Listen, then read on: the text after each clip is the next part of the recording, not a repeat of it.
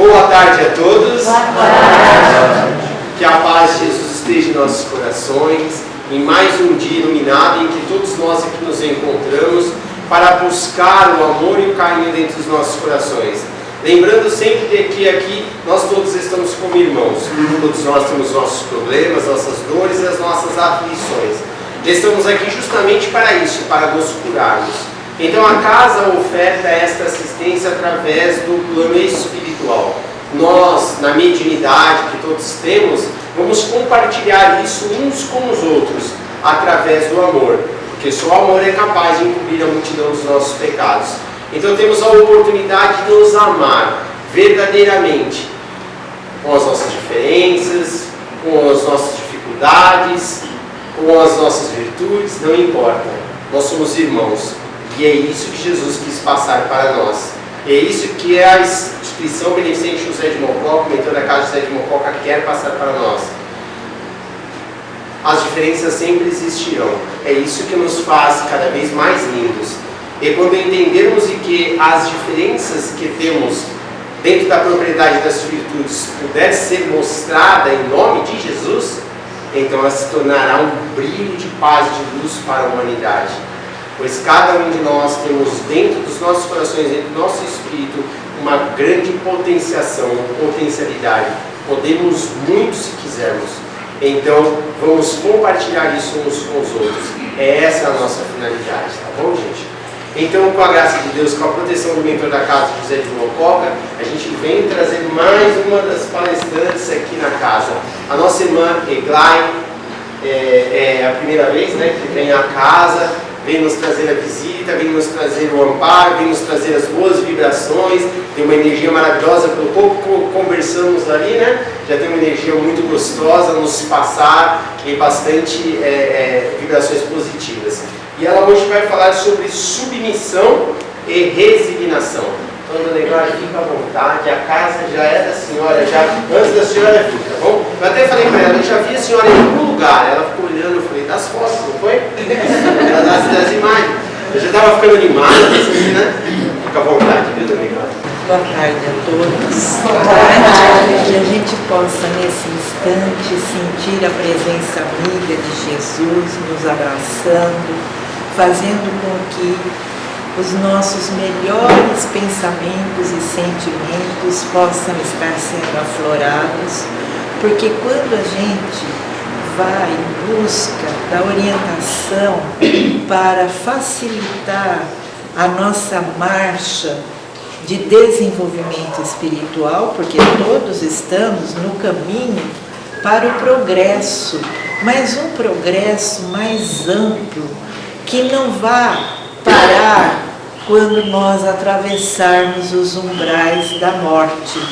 Todos nós vamos fazer o mesmo tipo de passagem, quer dizer, sair dessa existência carnal, porque nós vamos não ter mais uma situação favorável para o corpo físico, que não está funcionando, e que nós vamos precisar finalmente retornar à pátria espiritual da onde a gente veio.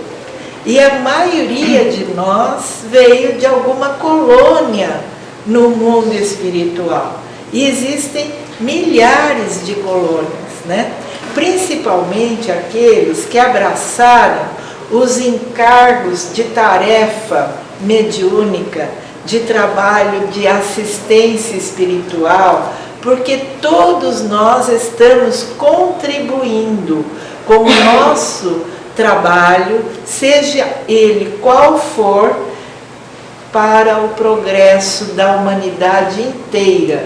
E a tarefa com Jesus é muito importante na nossa vida, é um grande acontecimento espiritual, porque nós vamos fazer com essa tarefa, por mais singela que ela seja, o divisor de águas entre o nosso passado espiritual e o nosso futuro espiritual. E garanto que o passado, ninguém quer voltar para trás, porque os acontecimentos do nosso passado espiritual muitas vezes foram recheados de estagnação. O que é isso? É quando a gente estaciona e não avança no roteiro do desenvolvimento moral e espiritual que a reencarnação nos possibilita. Porque todos nós, sem exceção, temos a necessidade de aprendermos a aproveitar o tempo para a construção de um tempo novo na nossa vida. E precisamos de habilidades. Habilidades que nós vamos trabalhando no nosso mundo interior para que as virtudes de espírito possam ser apresentadas nas atitudes práticas do dia a dia da vida.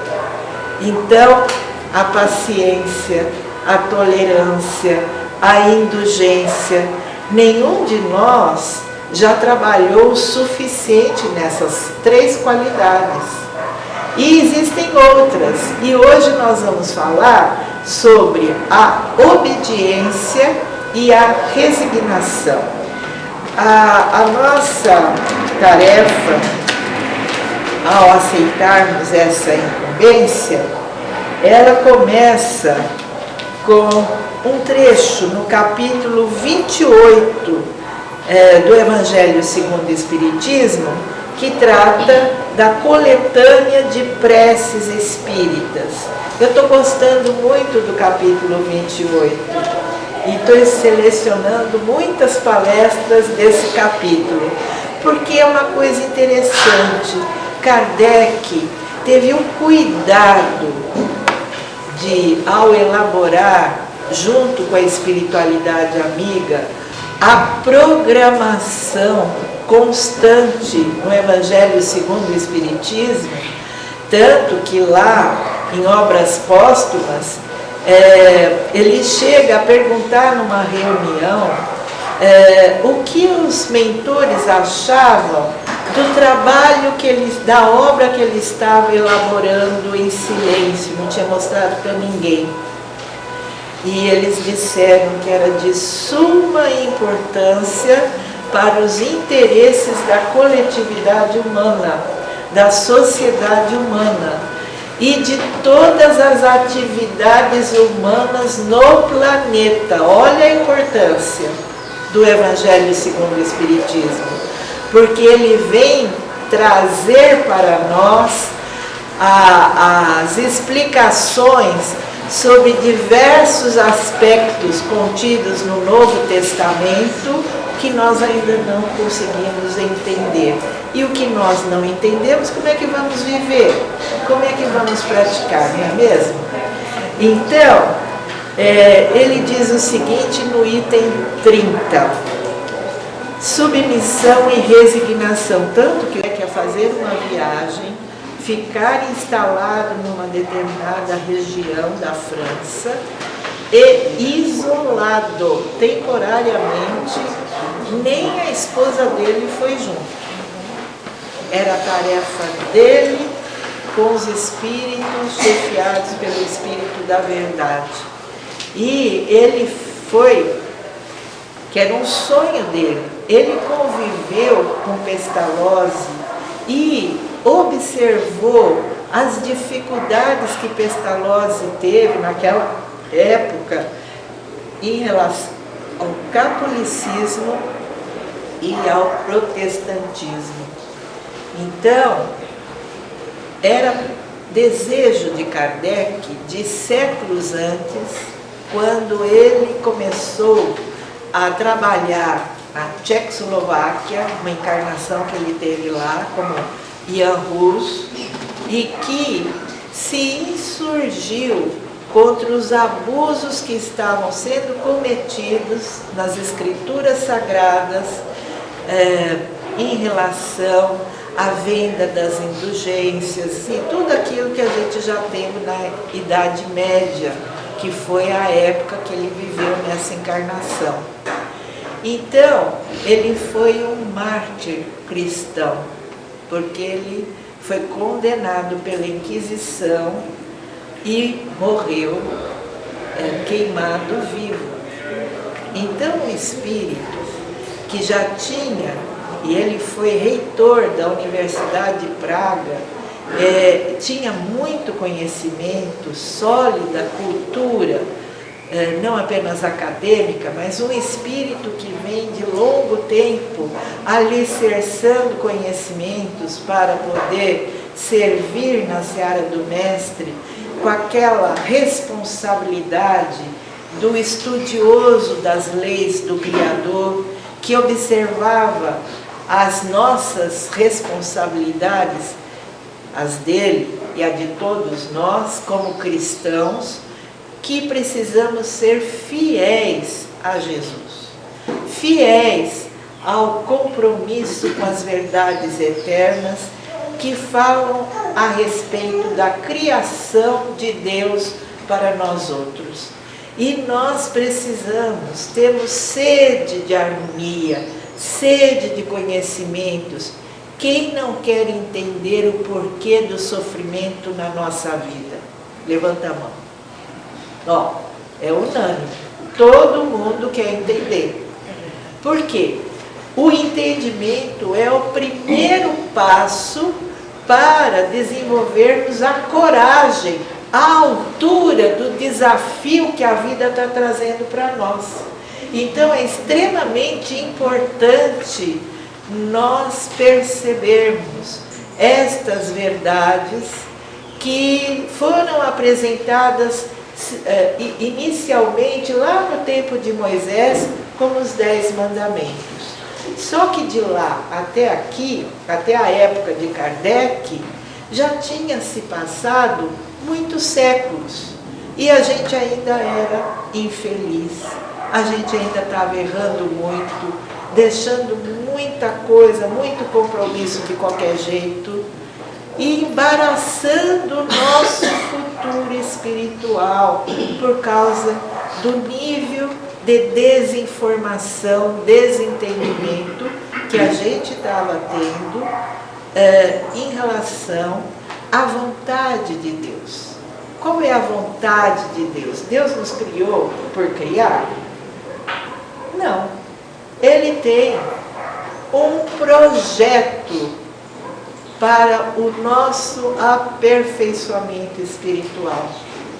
E nós precisamos dar conta da demanda que é compreender a vontade de Deus a nosso respeito. Às vezes na prece a gente pede N coisas, né?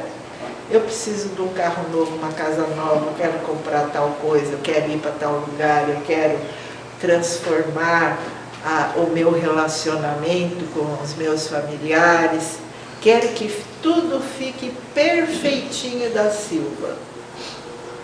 E o trabalho? E o morejamento dos valores do sentimento? Quando é que eu vou desenvolver? Porque não basta desejarmos as coisas agradáveis para o nosso conforto, para o nosso bem-estar. Não tem ninguém nos saturando com recriminações, com cobranças. Quem nunca foi cobrado aqui? No ambiente de trabalho a gente é cobrado, pelos familiares, a gente é acusado de muitas coisas, até de coisas que a gente não teve intenção nenhuma de ofender, de magoar, de prejudicar. Mas a gente não acaba fazendo um monte de coisas lastimáveis que a gente só vai ver depois que já fez? E os compromissos dessas ações que foram meio desastrosas estão pesando nos nossos ombros até agora. Então nós temos necessidade de nos libertarmos dos erros que cometemos porque estamos ignorando qual fosse a verdadeira vontade de Deus a respeito de nós como seres humanos. Assim sendo, nós então estamos buscando orientação para o rumo que devemos dar, porque quem tem que trilhar a estrada do bem somos nós. Podemos até fazer em conjunto, né? Um ajuda o outro, porém as coisas mais decisivas vai depender do nosso livre-arbítrio. Então essa lição vai falar de quando sofremos uma aflição. Se procuramos a sua causa, encontraremos sempre a nossa própria imprudência, a nossa imprevidência. Olha, elas andam de braço dado, imprudência e imprevidência. Nós fazemos num impulso, não refletimos nas consequências de determinadas decisões. E as consequências, a gente tem a liberdade de fazer a escolha entre o bem viver ou o mal viver. É opção nossa. Deus não está castigando ninguém. Ele dá a oportunidade de nós aprendermos a viver, a produzir bons frutos. Não diz a passagem do Evangelho, a boa árvore tem que produzir bons frutos? Então, se eu quero ser um espírito do bem, interessado em fazer o bem para mim e para os demais, não apenas para os parentes, para os familiares, para os amigos, nós precisamos amar a humanidade inteira. Olha a trabalheira que vai dar. Não vai? Vai ser fácil amar todo mundo?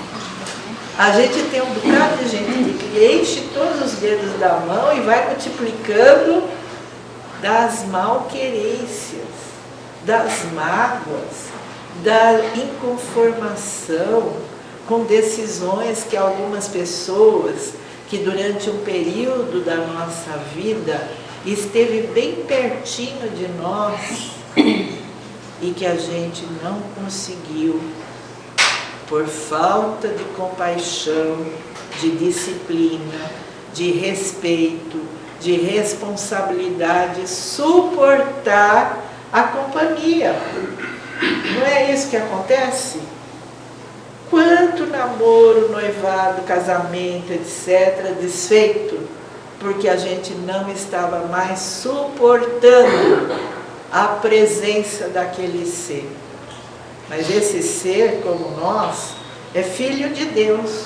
Portanto, nós precisamos aprender a ter respeito ao semelhante. É a lição do mestre. Então, além da imprudência e da imprevidência ou alguma outra ação interior, nesses casos, como se vê, temos de atribuí-la a nós mesmos.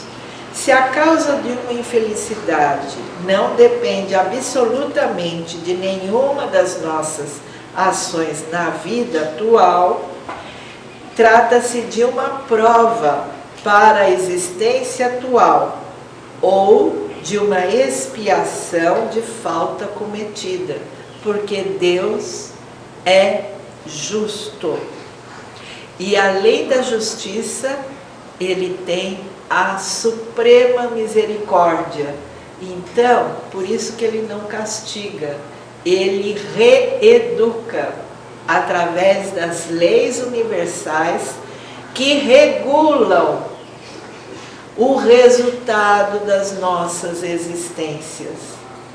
Se foram promissoras, se tivermos empenho da vontade de querer errar menos, de acertar melhor nas escolhas que nós fazemos entre o bem e o mal, porque às vezes a gente não tem ainda o discernimento, quer dizer, a capacidade mental de entender a diferença entre o bem e o mal.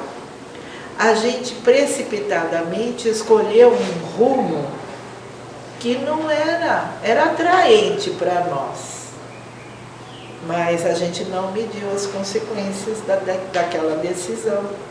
E aí a gente vai descobrir, nos atropelos da dor, o resultado da má escolha. Porque árvore boa não pode dar maus frutos. Agora, ilusões, quem não as teve? Quem não as tem? Ah, mas eu pensei que era. Quer ver uma coisa? O desejo de estar na mesma posição das pessoas que estão com grande projeção na vida social. A gente quer imitar o artista que teve mais prosperidade. A gente deixa de viver a nossa vida para fazer de conta que é ele. Não tem cantor que imita o Elvis Presley? Não tem outros que querem ser como as modelos famosas, ficam desfilando e desde criança já bota isso na cabeça? Isso é uma ilusão. A gente tem que ser nós mesmos, os nossos pensamentos autenticamente nossos, e não embarcar pura e simplesmente naquele modelo que nem modelo de perfeição consegue ser, porque eles não estão tão compromissados com a vida como deveria estar. Também tem as suas ilusões, também tem seus fracassos, também tem seus desgostos, não é? Tem. Então nós precisamos, nós somos carentes da presença amiga do nosso maior modelo de perfeição, um Espírito perfeito, o único que já esteve aqui entre nós e que é o governador do nosso planeta, do ponto de vista espiritual, que é Jesus. O Cristo é o modelo da harmonia, o modelo da bondade, o modelo da generosidade, da humildade, e vai por aí afora. Qualquer ângulo que a gente vai examinar a vida do Cristo, a postura dele é de equilíbrio espiritual. E um espírito que chegou nas culminâncias do processo evolutivo, vamos lá no Livro dos Espíritos ler a escala espírita, as diversas categorias e ordens de espíritos. É o planejamento da nossa trajetória. Da onde nós saímos, simplicidade e ignorância, para onde temos que chegar. Porque sem exceção nenhuma, todos nós somos projetos de anjos na concepção do Criador. Olha que para ser anjo, estamos muito longe. Eu, pelo menos, me acho muito longe da angelitude. A gente ainda é muito humana, né? Então, por isso que ele escolheu entre os discípulos aqueles que teriam a coragem, através dos tempos, de poderem viver fiéis ao programa traçado por Jesus. Sabe aonde? No Sermão da Montanha. Todos os ensinamentos de Jesus abordam particularidades da nossa necessidade espiritual. Por isso que é importante estudarmos o Evangelho. E Kardec, com a orientação dos bons espíritos, dos espíritos superiores, ele tem esse cuidado. Ele se restringe na convivência com as outras pessoas só naquele período em que o livro estava sendo trazido e ele estava organizando a composição do ponto de vista pedagógico, que é essa a contribuição de Kardec, usando um método de esclarecimento apropriado à sede de paz que todos temos. Eu, pessoalmente, duvido que alguém seja feliz sem ter paz. É o primeiro, a demanda nossa, né? A serenar-nos. E não se pode fazer esse asserenamento sem trabalharmos a submissão à vontade de Deus e a resignação. Aí ele vai dizer assim: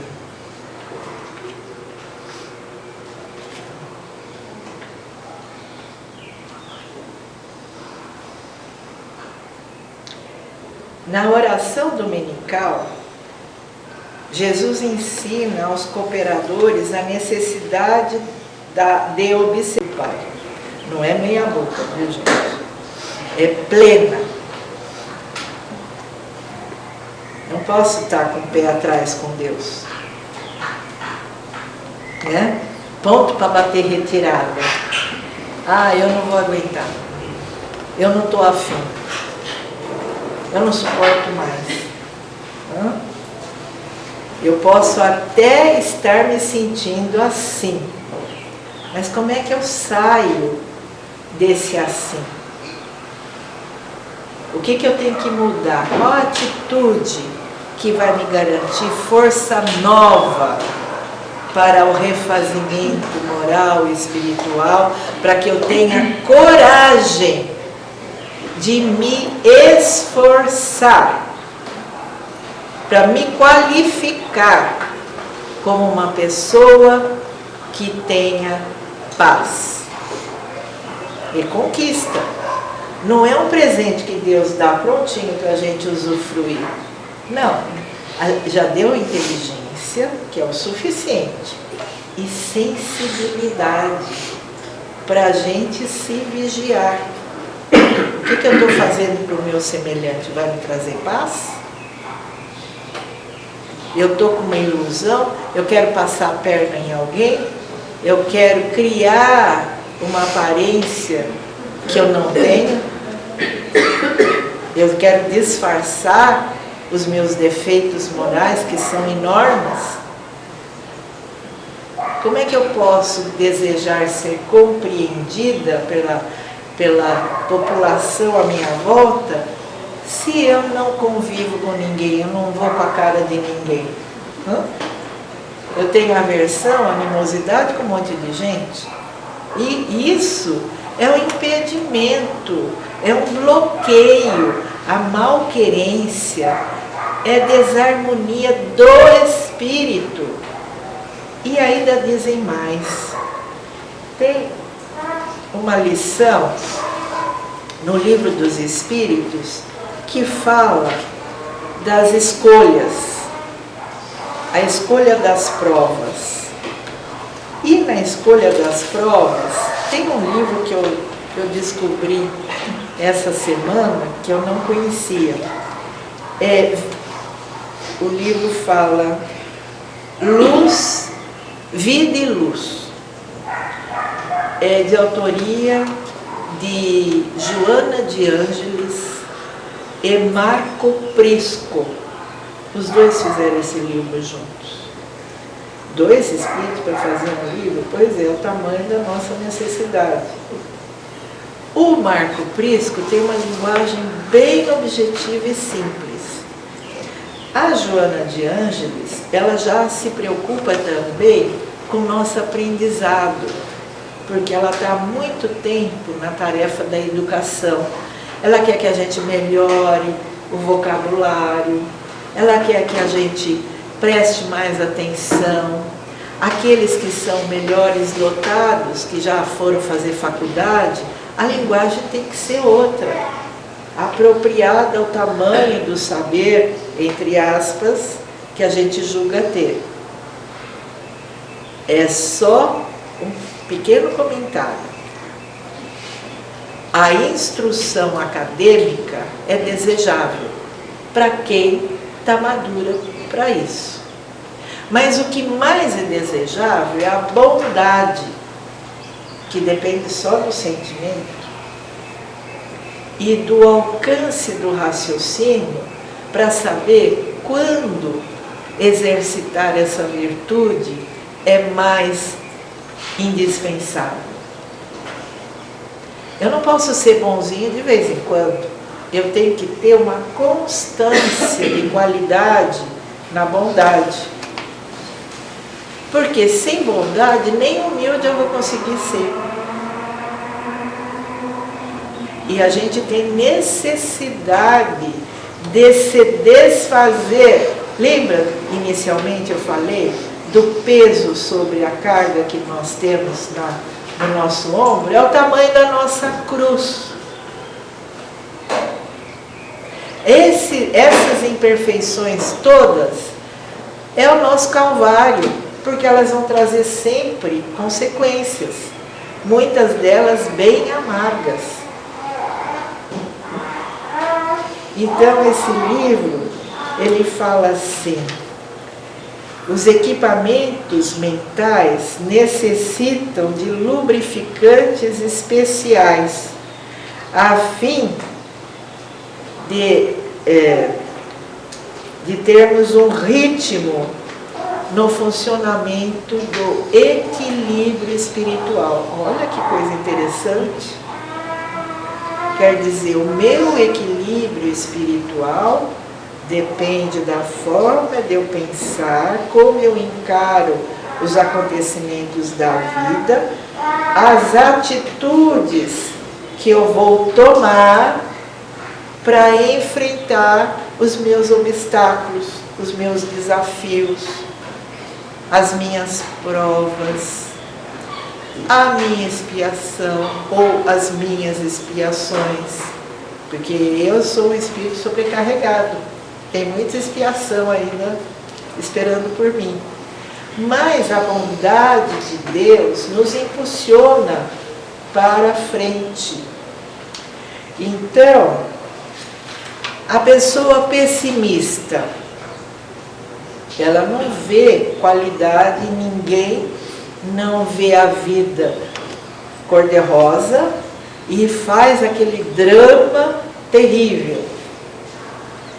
Então, a ferrugem do pessimismo está no cerne da alma. Eu, espírito, estou todo enferrujado, vamos dizer assim, uma linguagem figurativa, de pessimismo. Então, é um ácido, outro problema, amargura.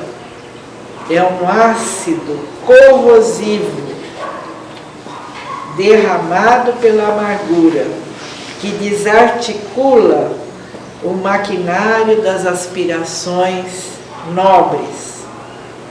Qual outro problema que a gente tem que é muito comum? A gente se queixa muito de violência, mas a violência é do espírito. Então, cólera, ira. O que eles falam sobre a cólera e a ira? Vamos lá no Evangelho. Eu até anotei aqui.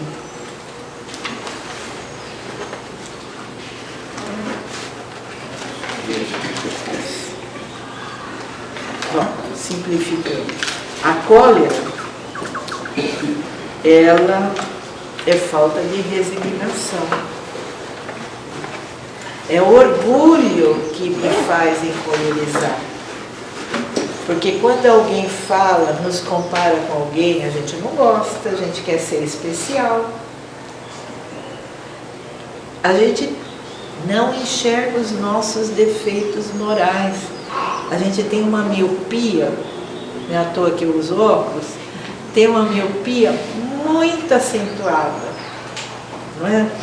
Porque a gente não consegue ver a si mesmo no trabalho que é necessário para termos uma vida saudável. Então, a cólera bombardeia as células nervosas, e já viu as dificuldades? Por que a gente tem Alzheimer e outros problemas? O que será que a gente estava fazendo com o nosso pensamento? Porque tirando os casos de expiação através da doença, aquilo que é abuso e desarmonia espiritual com a vontade, com os pensamentos, com os sentimentos, vai trazer consequência. Então, eu escangalho o meu campo mental, o meu cérebro que está ligado à mente. A mente trabalha usando o cérebro. Então, tudo aquilo que o espírito está pensando vai ser impresso nas células orgânicas também. Vocês já ouviram falar em somatização de doenças no corpo físico? Soma significa corpo físico, a parte orgânica. Então, ao desejar o mal para alguém, ao detestar alguém, ao planejar vingança contra alguém, o que eu estou contaminando e prejudicando? As células do pensamento, as células nervosas que comandam toda a vida do organismo. Então, são esses problemas que nós precisamos evitar. Então, prosseguindo.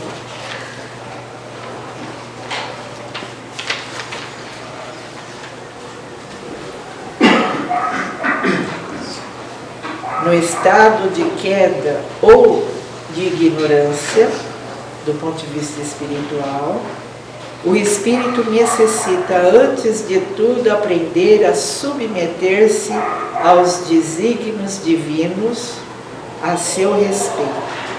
Isso está numa mensagem no livro Pão Nosso, capítulo 59. Sigamos até lá. Vamos procurar a mensagem. Porque é fazer a luz interior brilhar. É nossa necessidade. Não adianta a gente só ficar choramingando pelos cantos, ai, como eu sou ignorante, como eu sou atrasado. Não. Eu constatei uma inferioridade minha, eu tenho compromisso com o trabalho da remodelação, da transformação. Tá bom?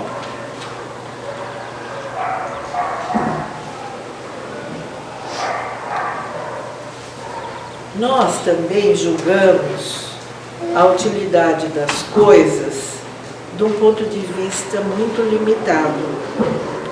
Aí nas nossas orações, quando a gente não é atendido, a gente descrê até da existência de Deus. Ah, ele não liga para mim, ele não me esqueceu de mim.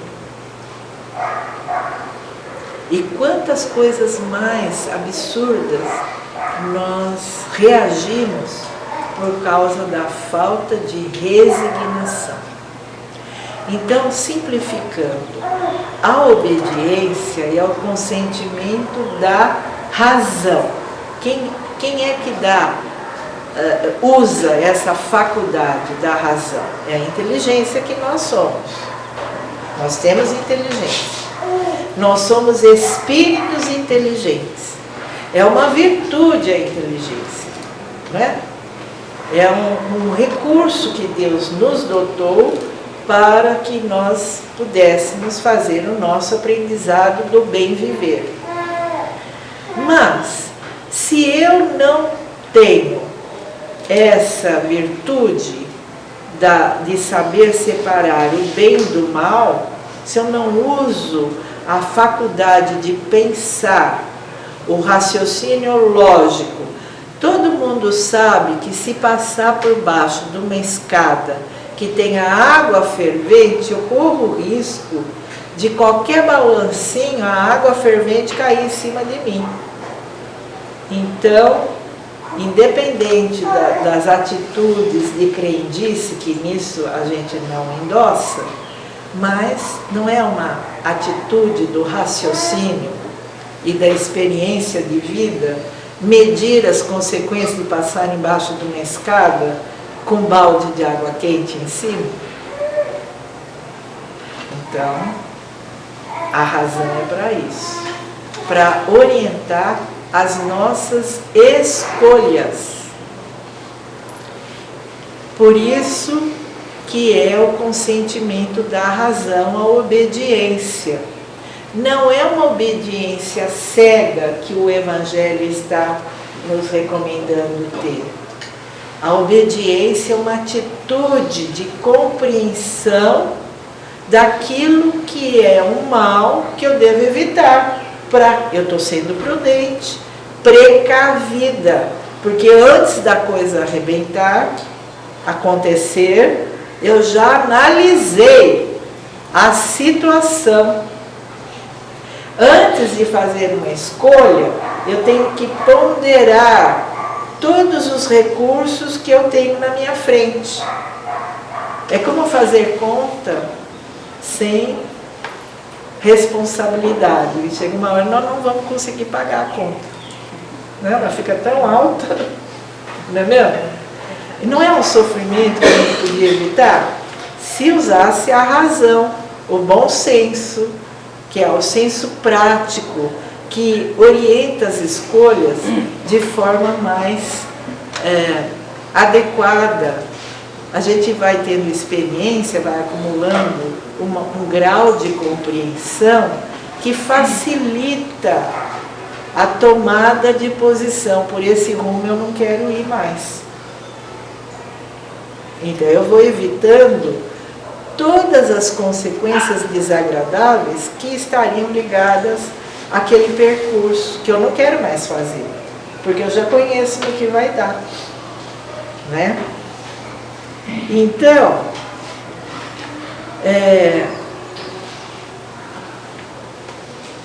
a resignação é o consentimento do coração. Eu, com o meu sentimento, a capacidade, a sensibilidade, vai me orientar a tomar decisões que a compreensão, que o entendimento estará me inspirando a realizar. Eu preciso ter compreensão. Não é só saber, por exemplo, a gente sabe que deseja o progresso, o conforto. E o que eu preciso para garantir a comodidade que eu quero ter? Trabalhar. Adianta eu desejar conforto, cruzar o braço e não querer trabalhar? Não adianta. Por quê? Eu estou anulando com o principal fator que vai me garantir as condições de tornar os meus anseios concretizados pelo trabalho. A disciplina do trabalho. Eu não gosto de levantar cedo, não vou fazer sacrifício. Eu não quero andar em ônibus cheio, lotado, não quero pendurar, que nem bonde antigamente, né? Todo mundo pendurado. Eu não quero andar pendurada no degrau. É uma escolha. Eu quero comodidade, ótimo, mas a minha condição ainda é do ônibus. Então não adianta eu querer exclusividade no horário de rush, não é mesmo? Eu tenho que ter a aceitação da minha situação, da minha realidade. A pobreza é uma prova em que vai ser testada a nossa resignação. Assim como a riqueza vai testar o grau do nosso altruísmo, querer o bem do semelhante. Por isso que cada etapa a fortuna muda de mãos, porque ela já ficou tempo suficiente para aquele pessoal aprender muita coisa, agora está na hora de ir para outro lugar, porque ela é uma prova das mais difíceis. de serem vencidas. Não quer dizer impossível, é difícil. E difícil por quê? Porque nessa existência eu estou tendo a oportunidade de multiplicar os bens e fazer gerar o progresso. Mas isso é temporário. Eu não sou dona dessa fortuna como eu julgo. Só vou gastar comigo. Então eu posso ter torneira de ouro, açucareiro de ouro. Eu dei risada quando eu peguei um livro que comentava sobre as questões na fase do ouro no Brasil. E o que o pessoal lá na Europa fazia com o ouro que saía daqui, né, no tempo ainda de Vila Rica e por aí afora. Eles faziam açucareiro, chaleiro, tudo para as mesas granfinas da nobreza da época, sem nobreza nenhuma de espírito, não é mesmo? Porque olha que desperdício. A gente precisa ter açucareiro de ouro. A ostentação da riqueza é pura vaidade, é egoísmo também, porque a riqueza foi feita para se multiplicar em investimentos, desenvolvimento da sociedade, da educação, da medicina, das pesquisas, e vai por aí afora. Não é para eu gastar aquele dinheiro que está sendo conquistado pelo meu trabalho, é certo, mas porque eu estou sendo um mordomo de Deus nas coisas temporárias da sobrevivência no mundo. Porque se fosse meu, eu levava para o mundo espiritual essas riquezas. Eu não posso levar, vai ficar tudo na porta do túmulo, tudo que eu acumular.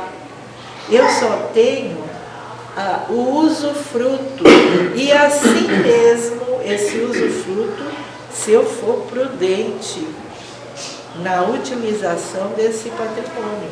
Porque se eu não for, mais depressa eu acabo desfazendo toda aquela montanha de coisas que eu acumulei, não é? Quanta firma não vai para falência? E vai por aí afora. Então, veja, esse trabalho... Esse trabalho, então, a obediência e a resignação são duas virtudes que refletem o nosso ajustamento às leis divinas e nos permitem saldar mais rapidamente as faltas do passado, propiciando-nos o progresso e a nossa aproximação de Deus. Então, como podemos aprender e desenvolver em nós essas duas virtudes?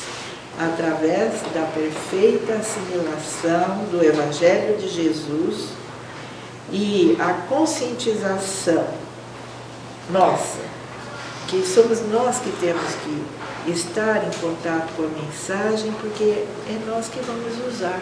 É como estar em contato com a água para poder tomar banho, não apenas para nos refrigerar, mas para limpar o corpo, para ficar livre de bactérias, de germes e de tudo mais que a andança pelo mundo cria em nós. Não é? Então nós precisamos da higiene como norma de vida também, prática diariamente, e a higiene do pensamento. E a correção das nossas ideias e os nossos preconceitos. Quem é que vai corrigir? Quem é que vai atrapalhar as engrenagens do cérebro com as bobagens que nós fazemos em relação aos sentimentos que nos unem? É união mesmo? A gente está... quando ele chegar, ele vai ler. Conhece essa história? quando chegar, eu vou falar isso. A gente já está arquitetando como é que nós vamos destratar a pessoa que caiu em desgraça perto de nós. Não é? Então, é com esse trabalho do contato do Evangelho que nós vamos também ter confiança, esperança, coisas que são necessárias ao bem-estar, ao equilíbrio, à harmonia espiritual. Quando a gente vai tomar um passe, nós não temos que nos preparar. Então a gente precisa ter confiança no passe. Nesse recurso que a espiritualidade traz até nós, para nos refazermos dos sentimentos que se atropelam dentro da nossa vida, dos valores confusos que nós estamos utilizando na hora da tomada de posição, da tomada de decisão. Então, que Jesus nos fortaleça e, dando bom ânimo, nós possamos enxergar as oportunidades imensas que todos estamos recebendo desde a manhã, quando acordamos, até a hora de dormirmos. Bênçãos da bondade, da misericórdia, da justiça divina, que enchem de condições novas todos os dias o nosso ser espiritual carente de paz.